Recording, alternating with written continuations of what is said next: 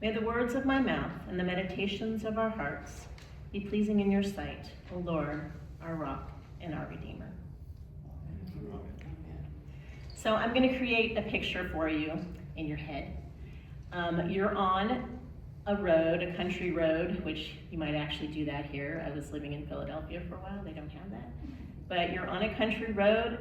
It's all muddy, and cars have gone through there many, many times when it's wet, and then it dries out, and what's left? Ruts.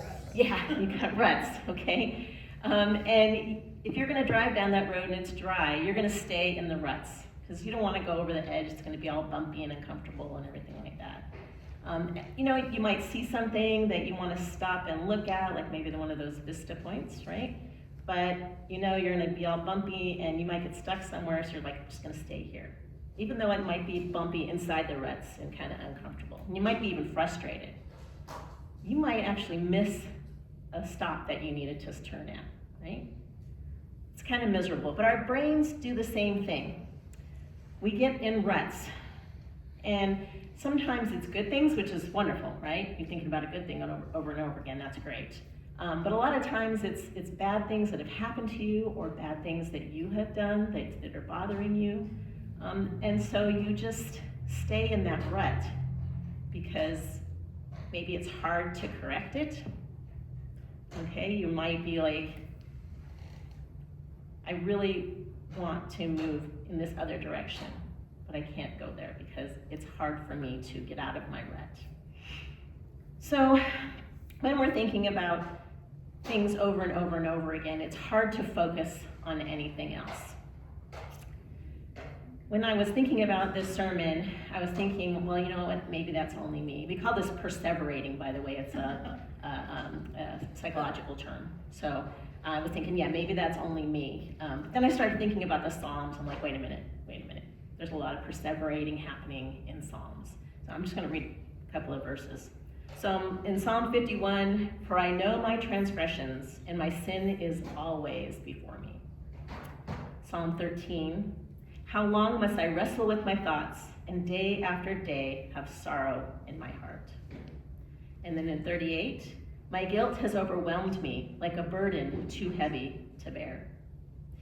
And then, of course, there's lots of places in the Old Testament where the Israelites are doing things over and over again they're not supposed to do, and they should be thinking, maybe they're not thinking. But one of the things that happens are out in the wilderness, God has rescued them. I mean, he's done all these wonderful things. He's brought them through the water. But as soon as they're out of that, they forget that God's there. And they start worrying about the things of the world. We're going to starve to death. We're going to die of thirst. All these things are coming, and they're back in their normal human ruts of just worrying. Each Sunday, we come in, hopefully you're coming every Sunday, but we come in as much as we can, and we hear the gospel. We hear the good news. But then we go home, and we might be thinking about it throughout the week, but maybe not. And then more and more throughout the year, we might be like forgetting about the grace until we perseverate even more, especially when it comes to things that we feel like we need to correct, things that we've hurt somebody, and especially when, you can make things right with someone but sometimes you hurt people you don't know at all, right? And that's even worse because you can't go back and make it right. So you don't forgive yourself, right? Which we don't have the ability to endlessly forgive ourselves, only God does. So Psalm 23 was just read today. And one of the things that I always hear when I hear it is, I always think about funerals. How many of you guys have heard that in a funeral read? It's very common for that to be read in a funeral. And I hate that I make that connection all the time when I hear it. I don't want to make that connection. And I think a lot of people might do that also. And it's really important because we need to think of it differently. And we need to think of it day to day. We have to remind ourselves that the Good Shepherd wants us to lie down in green pastures. He wants to lead us beside still waters.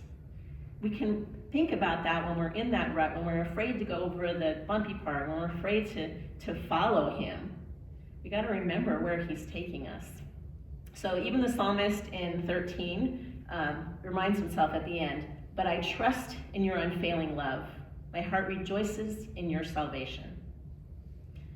So Pastor Al was talking about the traditions, about giving things up, and how we want to add things too. And I think that's important. Either way, because some people do both. Giving up junk food and alcohol or whatever, there's nothing wrong with that for your health, right? That's a positive thing. Adding more time to study the Bible or to be in prayer, that honors God, and that's wonderful. But there might be another piece we should add, and that is to take the time to search in our hearts for those places where we can't get out of ruts. For places where even when we know what we're hearing on Sunday, it doesn't seem to sink in and we still blame ourselves or we still feel guilty. We need to remember that we are part of Jesus' flock, and the Good Shepherd is leading us, and he's leading us to good things.